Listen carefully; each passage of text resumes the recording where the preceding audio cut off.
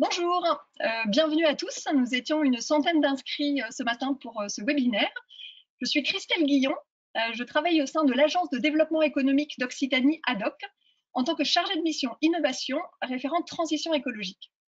Et je suis très heureuse de vous accueillir pour ce deuxième webinaire sur la thématique de la transition écologique organisé par l'Agence ADOC en partenariat avec la région Occitanie, l'ADEME, l'association Terre EFC Occitanie et le pôle éco-conception. Donc, deux webinaires sur le thème de l'innovation pour la transition écologique. Mardi dernier,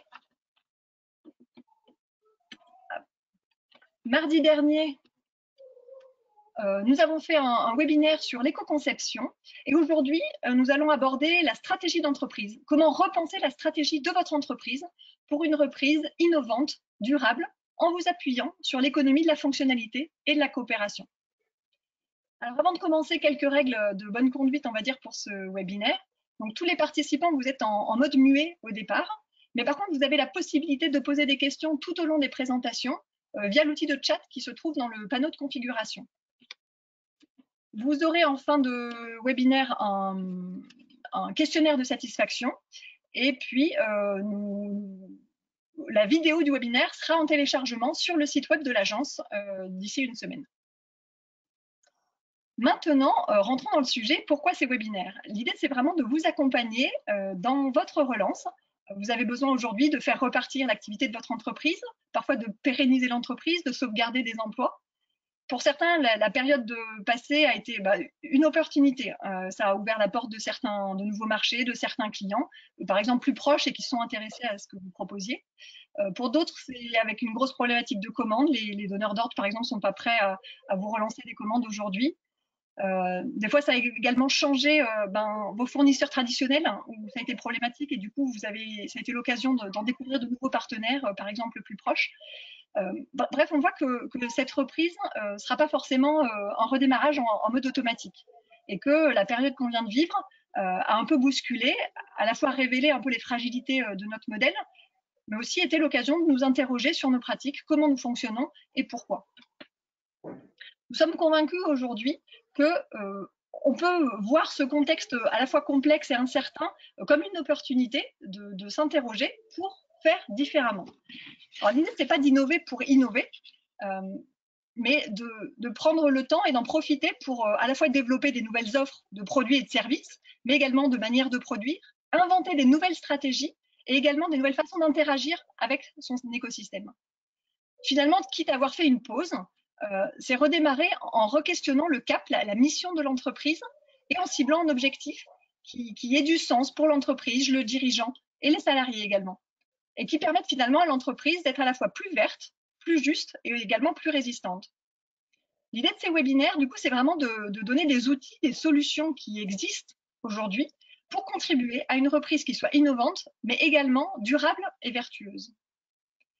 La semaine dernière, nous avons vu l'éco-conception. Donc, nous sommes placés au niveau d'un produit pour étudier comment anticiper dès sa conception l'ensemble des impacts sur toute la durée du cycle de vie pour pouvoir les réduire. Aujourd'hui, nous allons nous placer cette fois-ci au niveau de la stratégie d'entreprise, au niveau plus global, et qui est une autre façon finalement de décorréler également la création de valeur de la consommation de matière et d'énergie. Et ce qu'on voudrait, c'est pouvoir repartir de ce qui devrait être l'objectif de l'entreprise, ou même de l'économie de façon plus générale, qui n'est pas de produire uniquement des biens et des services, mais de produire des unités d'utilité et de bien-être. Et c'est notamment ce qui est proposé par l'économie de la fonctionnalité et de la coopération. Notre ambition aujourd'hui dans ce webinaire, c'est vraiment de vous faire découvrir ou comprendre ce qui se cache derrière ce concept et vous donner envie vous-même d'aller interroger et repenser le modèle de votre entreprise pour l'engager ensuite dans une transformation qui soit vertueuse en vous appuyant sur l'économie de la fonctionnalité et de la coopération. Pour cela, du coup, un webinaire en 4 étapes, un peu sur le modèle de ce que nous avons fait la semaine dernière sur l'éco-conception, avec d'abord l'histoire d'une entreprise qui s'est engagée dans l'économie de la fonctionnalité et de la coopération pour voir comment, pour elle, ça a été un levier de rebond. Et à partir de cet exemple, le décrypter pour y comprendre les notions, les concepts clés de l'économie de la fonctionnalité et de la coopération. Ces deux volets seront présentés par Élodie Guyot, qui est secrétaire générale de l'association Terre EFC. Et ensuite, on aura un volet sur l'aspect accompagnement et financement de votre démarche d'engagement dans une stratégie d'économie de fonctionnalité et de la coopération. Et on gardera un temps en fin de webinaire pour répondre à toutes vos questions que vous aurez pu poser tout au long du webinaire, avec à la fois les intervenants, mais également les partenaires de ce webinaire. Donc pour commencer, je vous propose d'accueillir Élodie Guyot. Élodie, c'est à toi. Alors, est-ce que vous me voyez bien? C'est bon? Alors, là. Ouais, c'est bon. Bonjour à tous. Merci pour cette invitation à ce webinaire et merci pour cette très belle introduction. Je saurais quoi rajouter en termes d'effets utiles et d'enjeux quant à l'intention que pose l'approche économie de la fonctionnalité et de la coopération.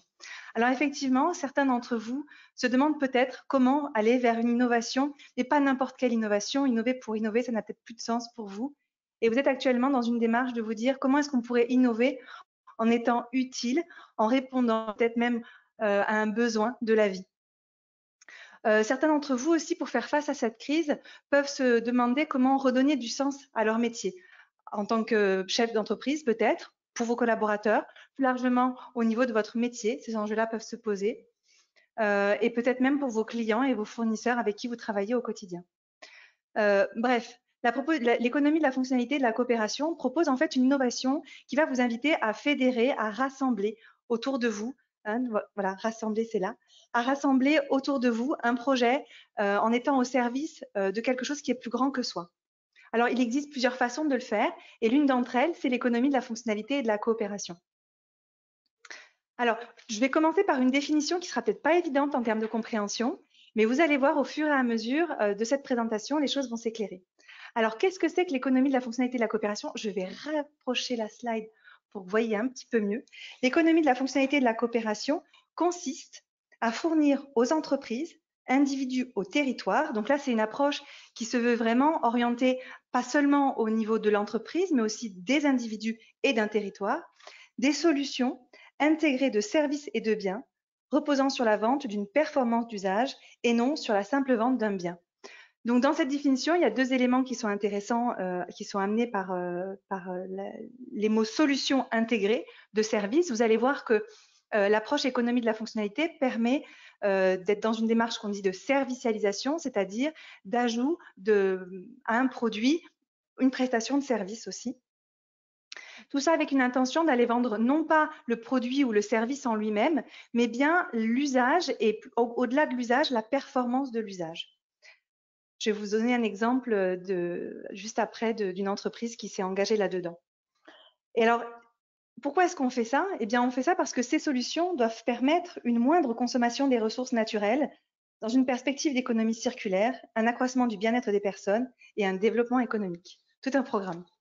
Alors, pour faire ça, j'ai à titre perso une conviction très forte. C'est Einstein qui le dit, c'est pas moi. La folie serait de se comporter de la même manière et d'attendre un résultat différent.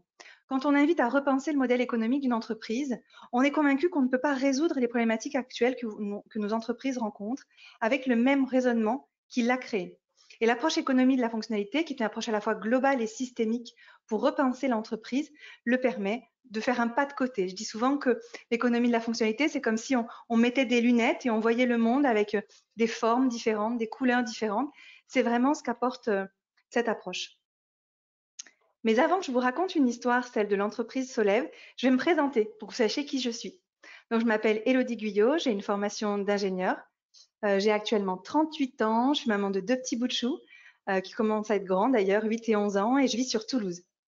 Après ce diplôme d'ingé, j'ai passé 12 ans dans l'industrie et aujourd'hui, je suis secrétaire générale d'une association qui s'appelle Terre EFC, pour économie de la fonctionnalité et de la coopération. Alors, quand est-ce que moi j'ai rencontré l'économie de la fonctionnalité? Je l'ai rencontré à une période de ma vie, je ressemblais à peu près à ça, voyez. Une période de ma vie où, après 12 ans d'éclat total dans une entreprise, eh bien, je suis en perte de sens, changement de stratégie, et je me heurte à à l'épuisement au travail. Un moment douloureux de ma vie qui me permettra aussi de me reconnecter à moi-même, de retrouver du sens à ma vie et de faire une belle rencontre. Une rencontre avec le Centre des jeunes dirigeants, qui est une association nationale avec une section en Occitanie et à Toulouse. Et au sein de cette structure-là, je découvre les enjeux de performance globale. La performance globale. Le CJD réfléchit depuis une vingtaine d'années à la question de comment faire pour que converge la dimension économique d'une entreprise avec sa dimension sociale, sociétale et environnementale. Aujourd'hui, on parle de RSE et au fur et à mesure des réflexions que porte le CJD, le mouvement découvre l'économie de la fonctionnalité de la coopération. À cette même période-là, sur Toulouse, il y a des dirigeants que j'appelle un peu fêlés parce que pour le coup, il faut oser. Il faut oser en fait penser que ces aspects sociétaux, sociaux et environnementaux sont pas des contraintes exogènes pour l'entreprise. Très souvent, et moi la première, il y a quelques années, dans mon métier, je me rendais compte à quel point quand j'avais un objectif plus axé en termes de performance économique, il y avait des moments où je faisais des compromis plutôt négatifs sur le plan social, sociétal ou environnemental. Et à l'inverse, quand j'avais un engagement environnemental, par exemple, eh bien, je sentais que c'était plutôt la dimension économique qui en payait un coup. Et ces dirigeants-là, avec le CJD, accompagnés d'Atemis, de 2 consultants en économie de la fonctionnalité, de la région, de l'ADEME, pardon, et du FAFIEC, ces gens-là se sont dit, on porte la conviction que le développement durable, en fait, peut être source d'innovation et de création de valeur. Vous comprenez pourquoi je les ai rejoints. Au moment où l'association Terre EFC Occitanie a été créée par un groupe d'une dizaine de dirigeants de la région qui se sont dit que l'approche EFC était intéressante et méritait qu'on aille plus loin. Et avec le soutien de l'ADEME et de la région localement, on a pu, il y a un peu plus d'un an, créer cette structure. Alors à présent, je vais vous parler plus concrètement d'une entreprise. Cette entreprise, elle s'appelle Solève.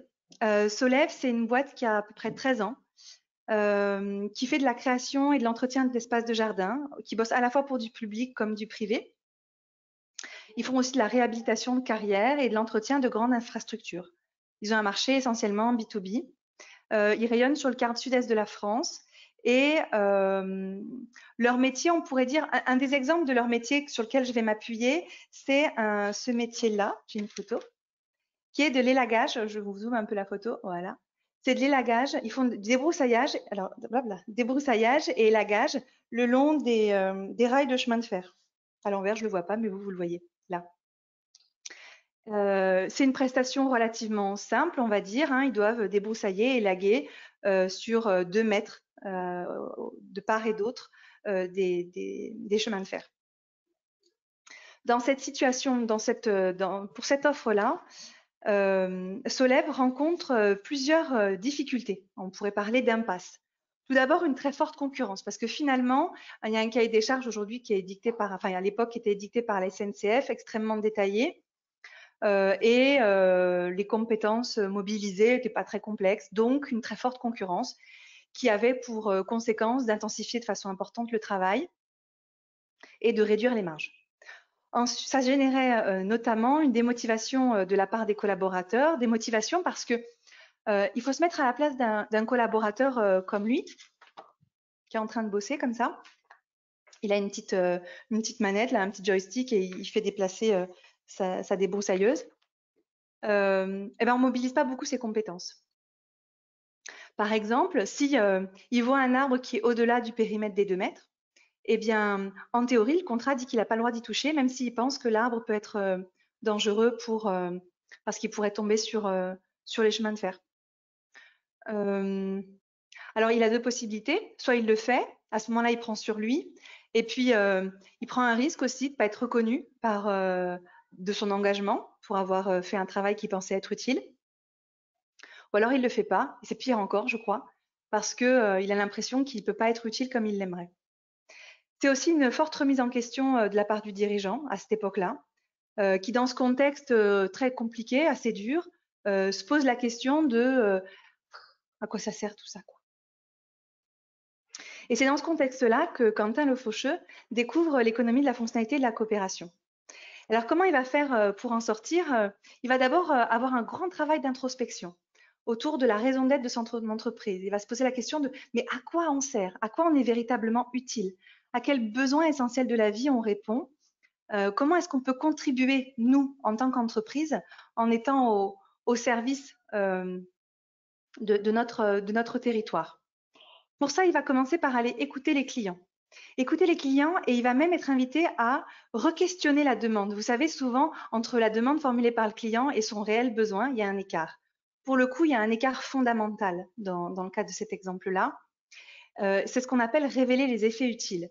La SNCF, dans cet exemple-là, la SNCF n'a aucun intérêt de débroussailler et d'élaguer au sens propre du terme. La SNCF, quand il achète cette prestation-là, ils ont pour intention de fluidifier le trafic.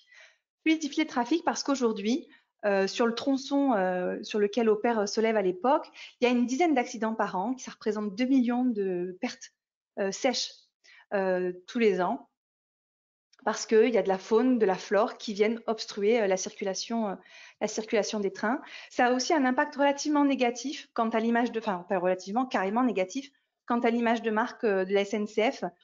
On attend qu'un train parte à l'heure et arrive à l'heure.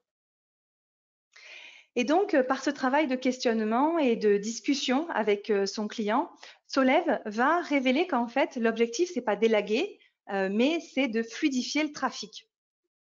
Et donc, ils vont se mettre à repenser une offre. Ils vont se mettre à repenser une nouvelle offre qui va porter cette intention de fluidifier le trafic. Alors, ils vont pas pouvoir faire ça seuls parce que fluidifier le trafic, ça n'est pas que de leur responsabilité. Il y a aussi une partie liée aux clôtures. Si je reprends l'image de tout à l'heure, ici, là, elle est où? Ici, là, on voit qu'il y a une clôture. Cette clôture, si elle est endommagée, eh bien, des individus peuvent pénétrer dans cet espace-là ou des animaux et parfois provoquer des accidents. Donc, ils vont créer ce qu'on appelle un écosystème coopératif, à la fois avec la SNCF et les clôturistes, pour pouvoir faire en sorte de porter cet objectif commun, à savoir fluidifier le trafic. Cette nouvelle offre va avoir aussi pour conséquence que il n'y a plus d'obligation d'élaguer sur les 2 mètres réglementaires et de débroussailler sur ces 2 mètres réglementaires, mais plutôt d'élaguer et de débroussailler selon une logique de juste nécessaire. Cette logique de juste nécessaire va avoir pour conséquence eh bien, d'en faire un peu moins, beaucoup mieux, et de réduire les consommations de consommables ou d'équipements pour faire les prestations d'élagage ou de débroussaillage. Pour pouvoir y arriver, ils vont créer un outil de reporting digitalisé avec des systèmes de tablettes sur lesquels en fait les collaborateurs vont pouvoir prendre des photos avant, après, préciser le travail qu'ils ont réalisé, communiquer et transmettre des informations aussi à d'autres membres de l'équipe. Et cet outil, il est partagé au sein de Solève bien évidemment, mais aussi auprès des clôturistes et de la SNCF. Ça va permettre par exemple de préciser aux clôturistes qu'à cet endroit-là de la barrière, il y a un passage, elle est défectueuse. Et donc, toujours dans une démarche de coopération, eh bien, Solève va prévenir le clôturiste de cette problématique et, si besoin même, va faciliter l'accès en fait à la clôture parce que parfois il y a pas mal d'herbes ou de ronces par exemple et donc on va en faciliter l'accès pour que les clôturistes puissent faire le travail dans de bonnes conditions et rapidement. Alors, plus concrètement en termes d'effets, qu'est-ce qu'on peut dire? On peut dire par exemple que sur les 2 dernières années, Solève a contribué à diviser par 2 le nombre d'accidents. Alors aujourd'hui, Solève gère un tronçon beaucoup plus large, puisqu'ils ont multiplié par 3 la longueur d'intervention. Et ces économies représentent un chiffre d'affaires de 2,4 millions. Donc pas une mince affaire sur l'année. Ensuite, ça a eu pour effet aussi d'aller vers une autonomisation, une professionnalisation et du sens au travail pour les collaborateurs. Parce qu'enfin, on leur demandait de mobiliser leurs compétences et de mettre leurs compétences au service d'un objectif commun pour cet écosystème, à savoir la fluidification du trafic. Et donc, ils étaient en capacité de mobiliser leurs compétences, à savoir qu'est-ce qui est juste nécessaire de débroussailler, qu'est-ce qui est juste nécessaire d'élaguer, et tout en sachant que quand on fait cela, on contribue à la préservation de la biosphère, qui est en général un enjeu qui est important pour ces jardiniers. Et donc, ça contribue à redonner du sens au travail et à les réautonomiser. Un des effets importants aussi, c'est la confiance que la SNCF a en cette structure-là, puisque ils ont multiplié par 3 l'importance du contrat, avec non seulement une augmentation donc du chiffre d'affaires de Solève des 5 dernières années, qui se traduit par plus 20% de marge, plus 20% de chiffre d'affaires tous les ans, et une augmentation de marge, puisque vous l'avez compris, on est sur une approche au juste nécessaire. Au-delà de ça, quand j'ai interviewé Quentin Le Faucheux, je dois vous avouer que j'ai rencontré un leader charismatique, quelqu'un qui est transporté par une boîte, qui a retrouvé du sens dans son travail. Alors, et il m'a dit, bien pour préciser que, et je prends ma slide, l'économie de la fonctionnalité n'est pas un miracle.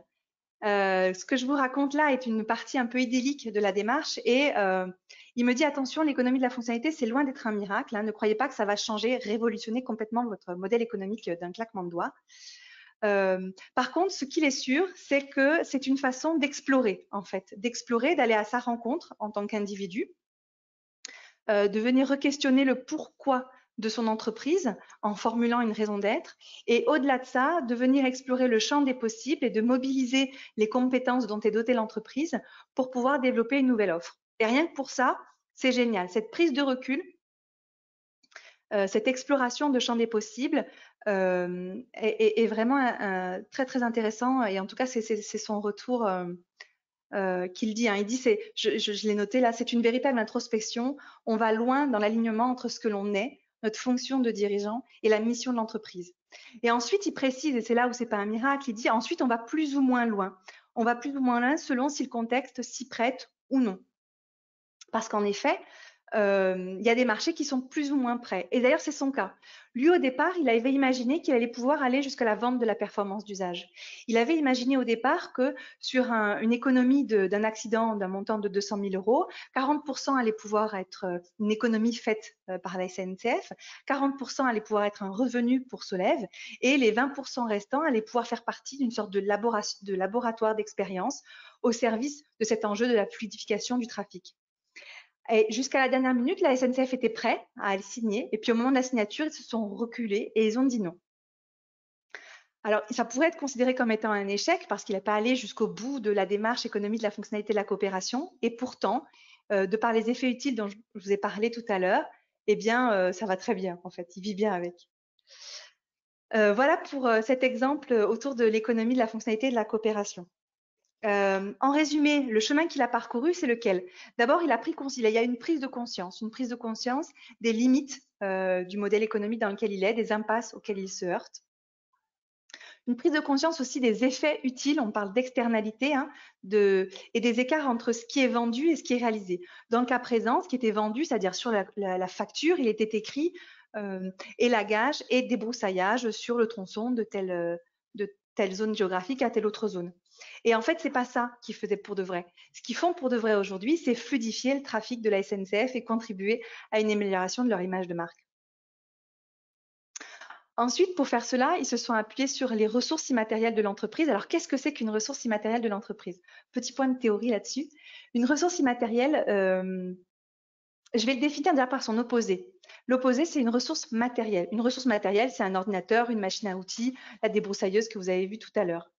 Une ressource immatérielle, par définition, quand on la consomme, elle va normalement nous aider à créer de la valeur. Mais plus on va la consommer, plus elle va s'user dans le temps. Alors que la ressource immatérielle, c'est l'inverse. Plus on va l'user, entre guillemets, ou l'utiliser, plus on va la faire grandir. Alors, quand on parle de ressources immatérielles, de quoi on parle? On parle de, quand on veut développer une offre de service ou un produit, on va s'attacher à créer une relation de confiance avec ses parties prenantes, notamment clients et fournisseurs. La confiance, c'est la première ressource immatérielle. On va, pour cela, mobiliser nos compétences en interne et venir solliciter les compétences de nos partenaires pour pouvoir répondre à cet objectif commun. Dans le cadre de Solève, par exemple, ils ont su mobiliser les compétences à la fois de jardiniers, de clôturistes, ainsi que celles de la SNCF. pour pouvoir atteindre ensemble cet objectif-là. La compétence est la deuxième ressource immatérielle. Mais c'est pas parce qu'on a de la compétence qu'on le fait intelligemment. Et c'est là qu'entre en jeu la troisième dimension qui est la pertinence. La pertinence est la troisième ressource immatérielle. Hein, c'est l'idée de se dire, si on mobilise nos compétences, faisons-le avec pertinence. Et enfin, c'est la santé. La santé au sens de la qualité de vie au travail. Dans l'exemple de Solève, par exemple, c'est la réautonomisation, la professionnalisation, le sens au travail retrouvé. C'est aussi une volonté de se dire que dans une démarche de juste nécessaire, on va pouvoir travailler que ce qui est nécessaire et donc éviter l'effet inverse qui est l'intensification du travail. Et au-delà de ça, Solève a une démarche de mettre à disposition des moyens matériels qui permettent aux collaborateurs de travailler dans de bonnes conditions. Donc ça, c'est développer des ressources immatérielles. Ensuite, il a travaillé sur la mutualisation de ressources matérielles, notamment au travers de l'outil dont je vous parlais, la digitalisée de reporting, qui permet de communiquer avec la CNCF et les clôturistes. Et au-delà de ça, cet outil, maintenant, il a été développé pour d'autres clients qui reçoivent de façon plus rapide les comptes rendus de prestations, qui leur communiquent des informations quant à l'activité qui les lie. Et ensuite, établir un écosystème coopératif. Quand je vous le disais, Solève ne peut pas contribuer seul à la fluidification du travail. Il va donc créer un écosystème coopératif qui coopère, où chacun a à cœur de prendre sur soi les contraintes de l'autre. C'est le cas entre le clôturiste, la SNCF et Solève. Alors, l'économie de la fonctionnalité et la coopération, si je parle un peu plus de théorie, s'appuie sur 4 piliers. Le premier pilier, c'est la dimension, c'est le développement durable. Donc, c'est la prise en compte de ce qu'on appelle des externalités environnementales et sociales induites ou subies par le modèle économique. Donc, intégration des externalités. Là, par exemple, ils ont intégré une externalité dite positive, qui était à contribuer à la fluidification du travail. Et puis, une autre démarche qu'ils ont intégrée, c'est la préservation de la biosphère et notamment de la biodiversité en élaguant et en débroussaillant juste le nécessaire pour permettre aux endroits qui le peuvent de continuer à ce que la vie puisse exister. Le deuxième pilier de l'économie de la fonctionnalité et de la coopération, c'est ce qu'on pourrait appeler la qualité de vie au travail, les modes d'organisation grâce à la coopération. Certains parleront aussi de management par l'innovation. L'économie de la fonctionnalité est une approche pensée entre autres par un ergonome. Donc des gens qui ont une sensibilité très forte à la notion de travail dans les entreprises et à la notion d'engagement, de qualité de vie au travail aussi. Et donc l'économie de la fonctionnalité repose sur des enjeux de coopération et aussi d'ancrage territorial. Il y a une vraie démarche, une vraie volonté de venir reterritorialiser et de façon économique un territoire avec l'économie de la fonctionnalité et de la coopération. Et enfin, les deux autres et derniers piliers, alors c'est ce qu'on appelle l'effet ciseau. Alors l'effet ciseau, qu'est-ce que c'est? L'effet ciseau, c'est l'idée de dire que si on veut créer de la valeur, il est mieux d'aller vers, on va dire, une décroissance du facteur matériel compensée par une croissance du facteur immatériel. Alors qu'est-ce que ça veut dire ça?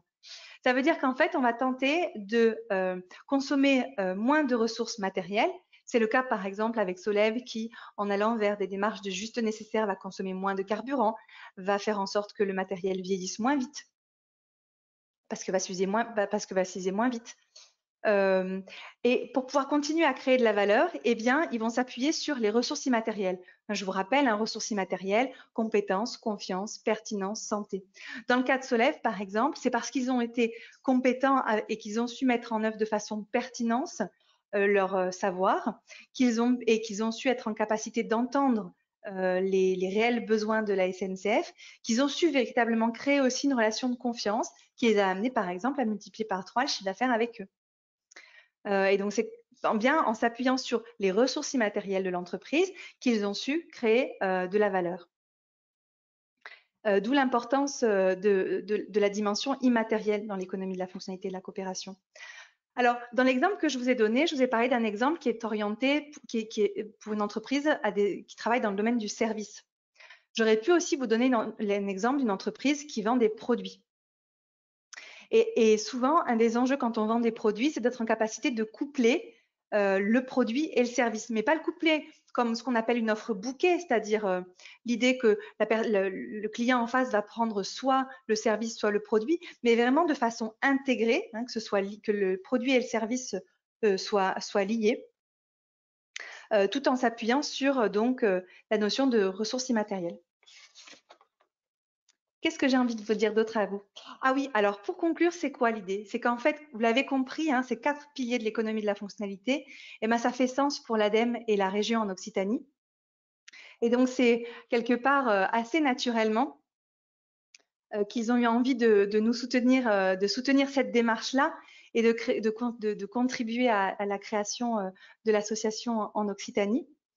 Et donc aujourd'hui, ils sont dans une démarche où, comme le disait très bien Christelle tout à l'heure, hein, innover pour innover, ça n'a pas de sens.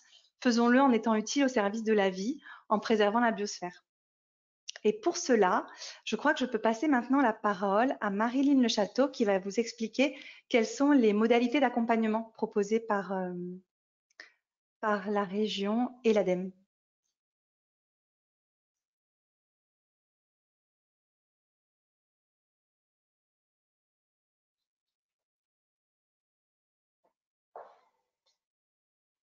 Ah oui, effectivement, merci beaucoup Elodie, écoute, pour ta pédagogie et la clarté, parce que c'est quand même des concepts qui sont pas vraiment faciles, hein, et c'est formidable comme tu arrives à nous les présenter et qu'on comprenne, on se sent intelligent. Merci beaucoup pour cette présentation. On espère que ça vous a convaincu vraiment de l'intérêt de vous engager vous aussi dans une démarche d'économie de la fonctionnalité et de la coopération.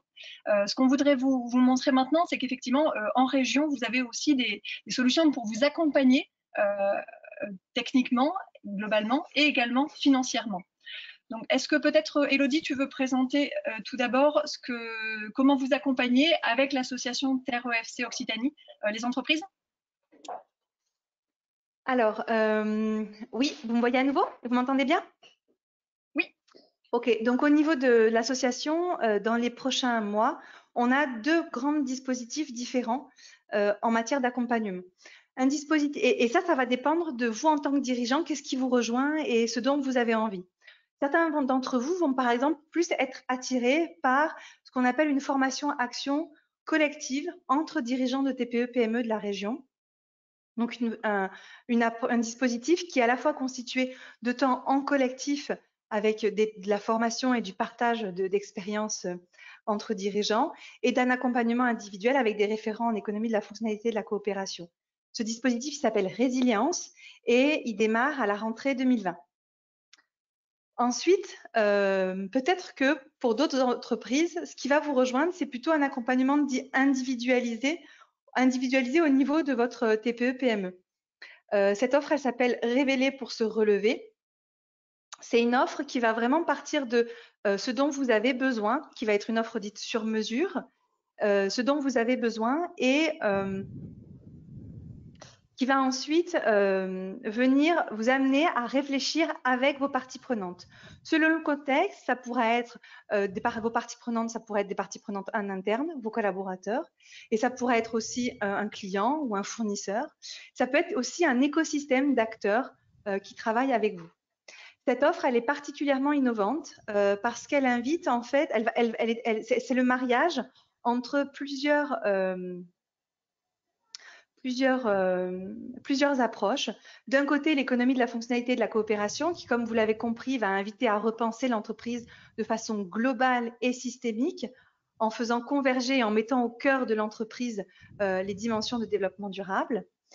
Et l'économie de la fonctionnalité, on va le marier avec le design de solutions, qui est une approche plus dite agile, hein, puisqu'on va innover de façon itérative, de façon ludique aussi, et de façon participative, puisque c'est un outil qui utilise des approches d'intelligence collective et qui permet justement de réfléchir à plusieurs en interne, avec vos parties prenantes internes et ou externes. Et parce que tout ça, c'est pas suffisant, parce que cet engagement-là, il a de la valeur, parce que au cours de ce processus-là, vous allez aussi mobiliser vos ressources immatérielles. Eh bien, on vous propose, dans le cadre de cette offre, de réaliser une interview filmée qui va être plus qu'une simple vidéo. on pose l'intention que cet outil révèle l'âme de l'entreprise et que ce soit à la fois un socle pour l'interne et un tremplin vers l'externe. Voilà pour ce qui concerne les 2 dispositifs d'accompagnement. Pour en savoir plus, contactez-moi. Merci beaucoup, Élodie. Et maintenant, du coup, pour parler des financements de la région, je vous propose d'accueillir Marilyn Château. Bonjour à tous. Donc, je suis Marilyn Château, chargée de mission à la direction de l'économie et de l'innovation de la région. Je suis en charge du suivi des entreprises de la filière énergie, environnement, traitement des déchets. Donc, la région accompagne les projets d'EFC à travers plusieurs dispositifs. Aujourd'hui, je vais vous parler du Pass Rebond, qui est en fait une extension du Pass Occitanie, pour ceux qui connaissent, qui est un outil qui existe depuis un certain temps. Donc, le Pass Rebond, lui, a été voté au mois de mars dernier. Et donc, il bénéficie des mêmes avantages que le Pass Occitanie, qui consiste en une instruction qui est simplifiée. Les objectifs, c'est bien sûr de soutenir le développement des petites et des moyennes entreprises par du soutien à l'investissement, aux mutations technologiques, la transition numérique et la transition écologique et énergétique.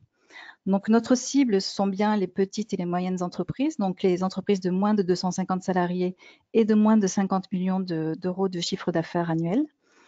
Il faut que l'entreprise soit immatriculée et qu'elle dispose d'un premier bilan d'activité sur les 12 derniers mois, qu'elle soit bien sûr à jour de ses obligations fiscales et sociales, qu'elle ne rentre pas dans la définition communautaire de la PME en difficulté, c'est-à-dire qu'elle n'ait pas perdu la moitié de ses fonds propres sur le dernier exercice fiscal.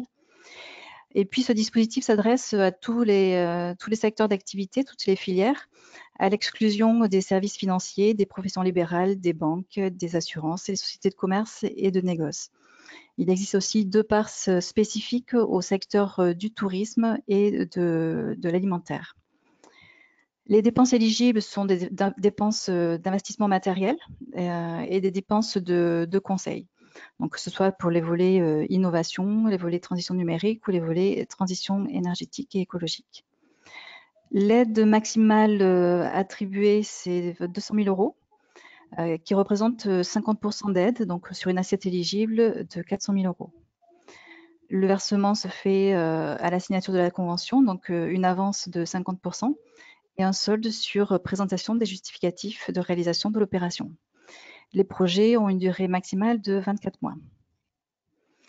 Donc, comme je vous le disais, il a été voté à la commission permanente de mars dernier. Donc, il a été mis en place pour une période de 6 mois, donc de mars à septembre 2020. Donc, on attend des dossiers qui soient déposés sur cette période-là, sachant que l'instruction pourra aller jusqu'au mois de décembre 2020. Quelques modifications ont été apportées par la commission permanente du 29 mai 2020. Donc, une notion d'incitativité de l'aide. Cette notion recouvre essentiellement le fait que nous devons recevoir votre dossier de demande d'aide avant que vous ayez engagé les dépenses, les premières dépenses liées au projet. Et puis, on va regarder également si quel est le montant par rapport au montant de l'opération en rapport avec les capacités financières de l'entreprise.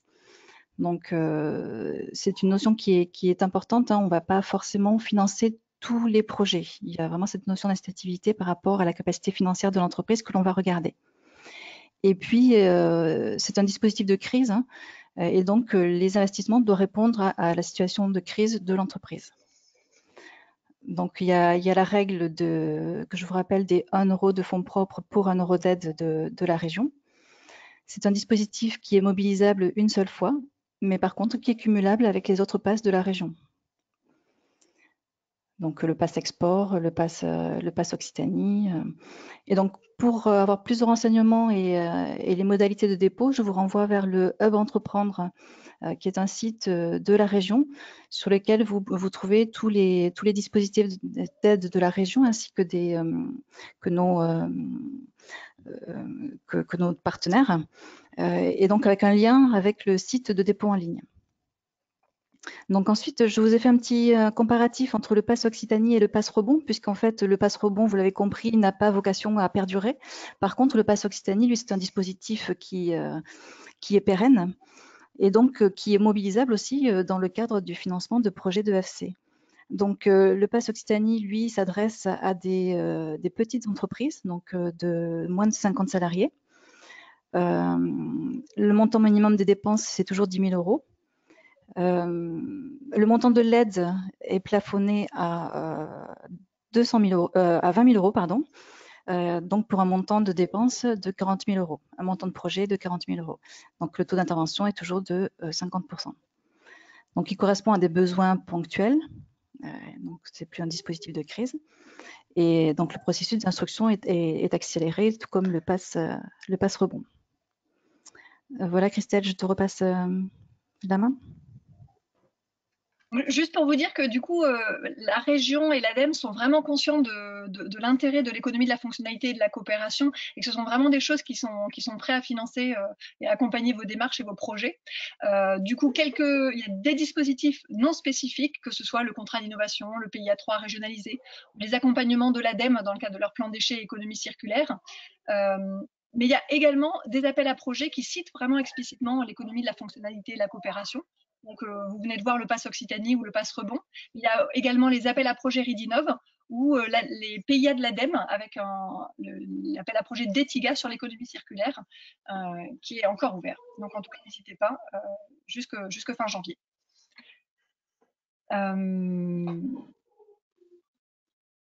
Et du coup, je vous propose maintenant d'arriver à la quatrième partie de ce webinaire, qui est une partie de questions-réponses, où du coup, je propose aux différents intervenants et aux partenaires de peut-être mettre votre caméra, et puis je vais vous relayer les questions. Donc n'hésitez pas, vous pouvez poser vos questions via l'outil de chat. Une première question, du coup, qui est peut-être plutôt pour toi, Marilyn, par rapport au pass rebond, est-ce qu'il peut concerner l'achat de véhicules, que ce soit GNV, bio-GNV, électrique ou roulant au biocarburant? Alors, il me semble qu'il y a une évolution justement qui a été présentée à la commission permanente du 29 mai et qui exclut les véhicules, tout le matériel roulant. Effectivement. Ok. Donc, pour l'instant, on n'a pas d'autres questions. Est-ce que peut-être, Élodie, tu pourrais nous parler un peu des entreprises en Occitanie qui sont engagées du coup dans l'économie de la fonctionnalité et de la coopération? Est-ce que ça représente beaucoup d'entreprises? Où est-ce qu'elles en sont de leur trajectoire, de leur chemin jusqu'à une offre EFC? Aujourd'hui, je crois que c'est 22, 24 entreprises de la région qui sont engagées. Certaines depuis donc le premier dispositif financé par l'ADEME et le FAFIEC. Donc, ils ont commencé en 2017. D'autres ont démarré en janvier. On a un groupe de dirigeants dont tu fais partie, Christelle, qui a démarré en janvier et d'autres pendant la crise Covid. 4 entreprises nous ont rejoints pendant la crise. Profil, c'est tout type d'entreprise. Alors, ça reste des TPE, PME. Il y a des personnes qui sont seules dans leur boîte, mais qui travaillent souvent en général en écosystème avec d'autres acteurs autour d'eux. Et puis, des entreprises de plus grande taille. Je dirais que la moyenne est peut-être à 15-20 et avec une exception où on accompagne un bureau d'études où ils sont 250. Exception pour la région parce que l'association a d'autres antennes un peu partout en France et des grands groupes sont aussi accompagnés en économie de la fonctionnalité et de la coopération. Tout secteur d'activité confondu, ergonomie du travail, donc des prestations de conseil comme ergonomie, bureau d'études. On a des gens qui travaillent Dralam ou Cirea qui sont plus dans la fabrication de produits avec des technologies à l'intérieur diverses et variées. C'est le cas de Perax aussi. On a des gens qui travaillent dans la communication, c'est le cas de Boudiprod. Voilà, donc c'est très varié. Et quelqu'un qui se poserait la question et qui voudrait s'engager justement dans une démarche comme ça, c'est un long chemin? Combien de temps un peu? Ouais, c'est vraiment un long chemin. Alors, c'est à la fois un long chemin et un chemin où il y a des effets assez vite en fait. Je m'explique. Quand on prend la définition de l'ADEME, de qu'est-ce que c'est que l'économie de la fonctionnalité de la coopération, vous avez vu, c'est une approche qui est très très globale et donc on ne transforme pas un modèle économique en un claquement de doigts. Hein. C'était le point de vigilance de Quentin. C'est pas un miracle, quoi. Donc ça prend du temps. Et ça, quand je dis ça prend du temps, ça peut prendre 5, 7, 8, 10 ans parfois pour certaines boîtes. Mais c'est pas comme bon, il se passe rien pendant 10 ans, puis tout d'un coup, c'est le miracle, quoi. Pas du tout. En fait, on avance de façon dite effectuelle, donc on va partir en fait de l'existant. Et à partir de cet existant-là, on dit qu'on révèle le déjà là, et c'est sur la base de cette prise de conscience-là qu'on va construire la transformation du modèle économique. Et donc, on a des entreprises qui sont engagées dans l'EFC, qui déjà en fait ont mis en œuvre des dimensions qui sont engagées depuis 6 mois maintenant, puisqu'ils ont démarré en janvier, et qui ont déjà mis en œuvre de façon plus consciente, avec plus de pertinence, des enjeux de coopération. Quand d'autres, c'est plutôt, ils sont en train de repenser leur proposition de valeur, mais pas repenser la proposition de la valeur au sens on arrête tout et puis on fait quelque chose à la place, mais plutôt comment est-ce qu'on fait évoluer une offre progressivement pour que petit à petit, le chiffre d'affaires puisse être développé sur la base de cette nouvelle offre. Comment on peut savoir quelles sont ces entreprises du coup qui sont engagées? Est-ce que c'est des choses que tu partages? Alors, on ne sait pas encore. On ne sait pas encore, mais on va le savoir, c'est promis, parce que ça fait partie de mes enjeux. Alors déjà, on a une chaîne YouTube. Donc, sur la chaîne YouTube, il y a quelques témoignages, des témoignages de Esther, Jean-Julien Urbain témoigne, Julien Falguerat aussi de chez Ergonova, Jean-Yves Landet chez Dralam. Donc, on a quelques chefs d'entreprise qui témoignent de leur engagement en matière d'économie de la fonctionnalité sur la chaîne YouTube de Terre EFC Occitanie. Et puis, on est en train de faire ce que j'ai appelé des interviews croisées entre les membres de l'association, qui va être de la matière que je vais pouvoir diffuser au fur et à mesure. Donc, vous pouvez nous suivre sur les réseaux sociaux, sur notamment LinkedIn, où je suis plutôt active par rapport à Facebook. Et puis, le site internet qui, je crois, va être disponible là, dans les slides qu'on va vous communiquer, va être enrichi de ces éléments-là. Pour l'instant, je vais pas le garder toute seule pour moi, mais bon, je fais avec les moyens. C'est encore le début, il n'y a pas de souci. Ouais, comment l'EFC peut permettre de mieux relancer son activité après cette crise? Alors, comme on va s'appuyer sur le déjà là, on va révéler ce qui dans l'entreprise a de la valeur, mais que vous ne savez pas forcément que ça a de la valeur, notamment sur les dimensions ressources immatérielles. On a fait un travail là avec un groupe de dirigeants cette semaine, et c'est vraiment ça, c'est-à-dire à partir du moment où le dirigeant prend conscience qu'à un certain endroit dans son entreprise, eh ben, il y a de la valeur, il va en prendre soin différemment, il va la cultiver quelque part différemment, il va la faire grandir, il va investir aussi pour petit à petit transformer son offre. Donc c'est vraiment en partant du déjà là et en se demandant en fait comment je peux être plus utile, hein, parce qu'on a un enjeu en économie de la fonctionnalité d'être au service de la vie et de la préservation de la biosphère. Et donc en venant apporter cet éclairage là, eh bien on voit le monde différemment et donc comme on le pense différemment, il se crée des choses innovantes et différenciantes. Et du coup, une question sur les entreprises qui ont suivi l'action collective. Est-ce qu'elles sont restées dans l'association et qu'est-ce qu'elles y trouvent? Alors, elles ne sont pas toutes restées. Sur les 2 premiers dispositifs, il y a un peu plus d'une trentaine, je crois, d'entreprises non, pardon, je vais y arriver. Il y a à peu près une petite vingtaine d'entreprises qui se sont formées et il en reste aujourd'hui 8 dans l'association. Certains, ça ne les a pas rejoints et ça peut se comprendre. Hein, peut-être trop, je sais pas, trop technique. C'était pas le bon moment. Il y a aussi quand je dis ça concerne tout type d'entreprise, c'est pas tout à fait vrai. Dans les dispositifs, il y a notamment 2 boîtes qui étaient venues là en espérant qu'ils allaient trouver le Graal, la solution à des problèmes économiques graves. Et en fait, non. Parce que quand on vient penser la stratégie, il faut quand même avoir la capacité de s'engager dans la stratégie et pas devoir être au chevet de sa dimension, de ses activités opérationnelles. Et donc, on a perdu des entreprises comme ça. Globalement, ceux qui sont là, ils en sont ravis. Et on se surprend nous-mêmes en fait par la dimension systémique de l'approche. On se surprend par nous-mêmes parce que on a posé l'intention en fait de pouvoir instruire toute problématique dans une entreprise, pas juste une problématique dite EFC. D'ailleurs, je ne sais pas ce que c'est qu'une problématique EFC. De prendre n'importe quelle problématique et de la faire passer à travers ces fameuses lunettes dont je vous parlais et de venir la voir autrement et donc d'être en capacité d'aller à la recherche de solutions auxquelles on n'avait pas pensé.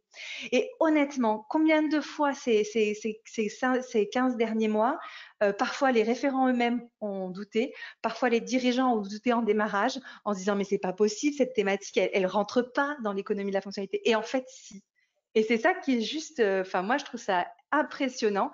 Il y a une telle robustesse dans l'approche et c'est très très opérationnel.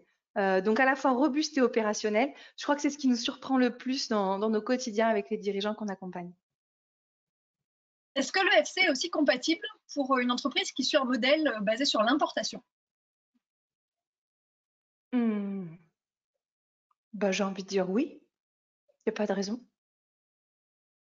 Pour avoir bossé à l'export et avoir fait de l'import-export, ouais, oui, oui, il n'y a pas de raison. Oui, oui, l'économie de la fonctionnalité est pensée pour venir soutenir une réflexion pour tout type d'organisation. Donc aussi bien des entreprises TPE, PME, donc avec de la vente import-export, pourquoi pas, que des collectivités. Et aujourd'hui, il y a des régions, des villes qui sont accompagnées en économie de la fonctionnalité. Alors, pas encore en Occitanie, mais on croise les doigts pour en trouver quelques-unes dans les prochains mois. Mais au-delà de ça, on accompagne aussi un groupe de citoyens. Et c'est le cas dans le Comminges, où on accompagne aujourd'hui une quinzaine de personnes qui portent la volonté dans le Comminges de permettre à leurs enfants d'avoir le choix de travailler dans le Comminges, dans cette belle région qui leur tient tant à cœur. Et qui malheureusement, en fait, sur le plan économique, c'est assez délicat de pouvoir continuer à y bosser. Et en général, les jeunes partent bosser à Toulouse ou à Montpellier. Et eux portent un projet ambitieux qui est celui-ci. Donc, on accompagne aussi un groupe de citoyens. Donc, import-export, citoyens, tout est possible. Merci beaucoup. Quelques questions maintenant, peut-être plutôt pour toi, Marilyn, sur les aides et notamment le PASS. Est-ce que le PASS est accessible aux créateurs d'entreprises maraîchage et écotourisme? Alors, les entreprises qui ont moins d'1 an d'existence ne sont pas éligibles au PASS. Donc, a priori, je dirais non, sachant que ce dispositif PASS a une liste de codes NAF qui est associée. Donc, il faut, par rapport au secteur d'activité, se référer à cette liste de codes NAF. Et est-ce que c'est éligible aussi pour les associations et les fédérations? Alors là, c'est une colle. Tac. À ce moment-là, il faudra reposer la question un peu plus tard. Il n'y a pas de problème, on vous laissera nos coordonnées. Une petite question, est-ce que c'est éligible aussi pour les EHPAD ou les centres hospitaliers? Je dirais que non. Alors, pour les associations sont éligibles si elles ont un agrément d'entreprise d'insertion ou entreprise adaptée. Voilà, ça c'est pour les entreprises enfin les associations de l'ESS. Je pense pas que les autres soient éligibles. Est-ce que la partie R&D d'un projet peut être aidée à plus de 50%? Alors, pour le pass rebond, la partie innovation, non, a priori, il n'y a pas de taux à 70% qui existe effectivement pour le pass Occitanie, qui possède un volet innovation qui peut être aidé effectivement sur un taux de 70%.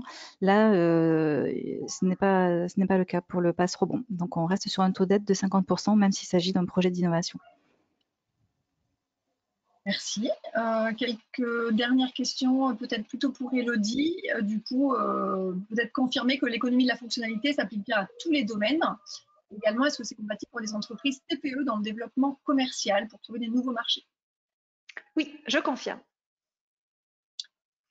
Très bien. Et du coup, quelqu'un qui demande est-ce que ce serait possible de venir une demi-journée pour challenger l'entreprise sur tous ces sujets, en faire ressortir des idées d'évolution.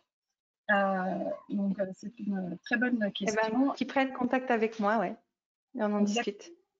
Donc, du coup, là, on vous met les coordonnées des personnes et puis on vous mettra également les liens vers les sites internet des différentes structures. Vous avez d'autres questions qui vous viennent, parce que là, on arrive à l'heure de ce webinaire. N'hésitez pas à contacter toutes ces personnes pour avoir plus d'infos, pour échanger, pour prendre contact, pour aller plus loin. C'est vraiment l'objectif de ce webinaire. Merci beaucoup à Elodie, à Marilyn pour toutes les informations que vous avez apportées. Merci également à tous nos partenaires sur cette journée, que ce soit Véronique Tatry de l'ADEME, Bruno Garde et Carole Bernard pour la région, et également Marie Cussol pour l'éco-conception. Également Agnès, Anne et Caroline de l'agence ADOC qui ont été lunettes précieuses. Nous vous remercions de remplir Merci des questions. à toi aussi. Envoyées. Merci. Il me reste à vous souhaiter à tous une très bonne fin de journée. Au revoir. Bonne soirée. Au revoir.